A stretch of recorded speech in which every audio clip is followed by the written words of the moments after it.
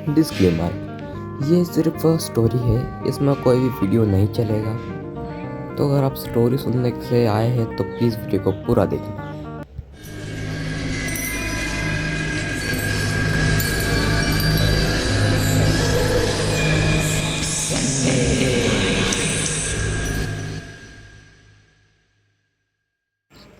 Hello viewers, welcome to new episode of Sunday nights. आज की जो हमारी स्टोरी होने वाली है वो होने वाली है एक मेडिकल कॉलेज के हॉस्टल के ऊपर, जिधर हो रही है पैरानॉर्मल एक्टिविटी। लोगों को लाशें दिख रही है, कंकाल दिख रहे हैं। तो अगर आपको देखो स्टोरी पसंद आए तो इस चैनल को सब्सक्राइब और लाइक करके ही जाना।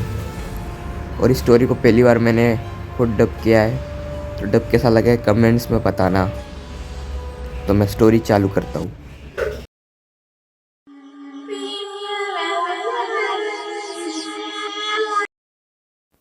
Medical college hospital. समय था दिसंबर 2020। मैं डॉक्टर श्याम, मैं इस कॉलेज का इंटर्न हूँ। तो ये कहानी है 2020 की, 20 के दिसंबर की, जब कोरोना ने पूरे देश को जकड़ा हुआ था। हॉस्टल में बस हम कुछ गिने चुने लोग ही थे और चारों ओर सन्नाटा था। मेरे साथ अजीब सी घटनाएं होना चालू हो गई। एक दिन रात के समय मैं हॉस्टल के एक कमरे में सो रहा था। मैंने एक सपने में देखा एक कब्र उठ रही है, अंदर से कुछ ऊपर आ रहा है। मैंने डरते हुए कहा, ये सपना है या सच? मैं तो हिल भी नहीं पा रहा हूँ। धीरे धीरे एक लाश ऊपर आ रही है और उसके पास सिर नहीं है। वो मेरे पास ही आ जाती है और बोलती है, मेरा सर वापस दो। मैं घबराते हुए उठता हूँ। हे भगवान, क्या सपना था ये? मैं दौड़ते हुए मेरे दोस्त जीत के कमरे में जाता हूँ। जीत ने मुझसे कहा, आज रात तू मेरे कमरे में ही सो जा। कंकालों के साथ काम करते करते लगता है तेरे दिमाग पर असर हो गया है। मैं आपको बता दूँ, मैं कंकालों डेड बॉडी के साथ कुछ करता था जो मैं आपको इस स्टोरी के एंड में बताऊँगा। फिर एक दिन रात के 2 बज रहे थे, दरवाजे पर दस्तक हुई। बाहर मेरा दोस्त खड़ा था। मेरा दोस्त ने कहा, अरे शाम, तू सो रहा था क्या?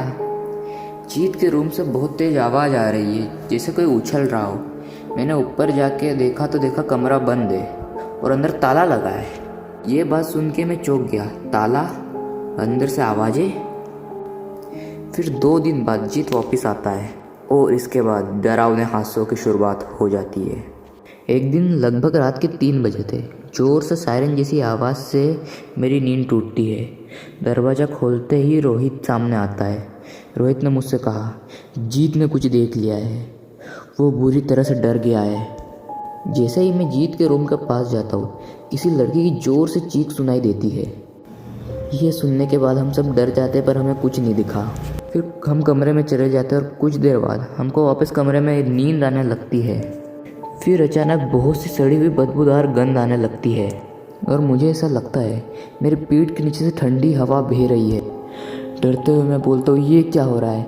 मैं गायत्री मंत्र याद करने की कोशिश करता हूँ, लेकिन डर के मारे सब गड़बड़ हो रहा है।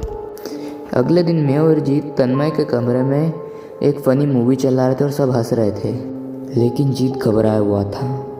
जीत मन मन में बोल रहा था, मैं जो देख रहा हूँ वो सपना नहीं है, बिल्कुल असली है। फिर अगले दिन सुबह मैं जीत के कमरे में जाता हूँ और मैं देखता हूँ जीत का चेहरा बिल्कुल पीला पड़ा हुआ था। फिर जीत ने मुझसे कहा, रात को मूवी के बाद हम सब बातें करते करते फिर कब नींद आ गई पता ही नहीं चला। अचानक मेरी नींद खुली और मैंने देखा फैन से कोई लाश झूल रही है, धीरे धीरे हिल रही थी। मैं तो भाग गया और जीत जोर जोर से गायत्री मंत्र पढ़ने लगा। शाम टेबल की ओर देखता है, वहाँ एक सिर की खोपड़ी रखी है। शाम ने मुझसे बोला, जीत ये सारे कंकाल कहाँ से आते हैं? थोड़ी देर बाद 5 कर्टन निकाले जाते हैं, उनमें खोपड़ियाँ होती है। रोहन ने बोला, ये वाली खोपड़ी कुछ अजीब लग रही है। शाम ने कहा, मैं इसे अपने कमरे में ले जा रहा हूँ, ध्यान से देखना होगा। फिर रात को सोते सोते अचानक आवाज़ आई, किसी की धीमी पर डरावनी आवाज़, मुझे मेरा सर लौटा दो। शाम में उछलकर उठ बैठता हूँ और पूरा पसीना पसीना हो चुका हूँ। फिर मुझे पूरी रात नींद नहीं आती। फिर शाम मुझसे पूछता है, सच सच बता, तू ये सारी खोपड़ियाँ कहाँ से लाता है? मैंने जीत से कहा, धीरे बोल। मैं ये सारी खोपड़ियाँ एक दोस्त है उससे लाता हूँ, उसे बुला अभी। फिर थोड़ी देर बाद वो दोस्त आता है। फिर उस दोस्त ने अपनी कहानी सुनाई। 2018 में मुझे नौकरी नहीं मिल पा रही थी। फिर एक बंदा मिला, उसने कहा चल कुछ काम करते हैं। फिर हम नदी के पास से लाशें निकालना शुरू कर दी हमने। हम उसे साफ़ सुथरा करके मेडिकल कॉलेज में बेचते थे। तुम्हें कोई पछतावा नहीं हुआ? वो दोस्त ने कहा, शुरू में बहुत हुआ, लेकिन फिर आदत बन गई। पैसा चाहिए था। शाम जीत को अलग ले जाता है। मैं शाम ने बोला, देख भाई, ये सब बहुत गलत है, सारे कंकाल वापस कर दे और दोबारा कभी मत करना ऐसा। फिर ये सब सारे कंकाल वापस कर देते हैं और फिर ऐसी घटनाएं होना बंद हो जाती है। क्या ये कंकालों की वजह से ही हॉस्टल में ये सब हो रहा था? और वो खोपड़ी कौन थी?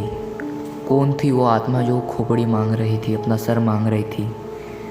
जो भी हो,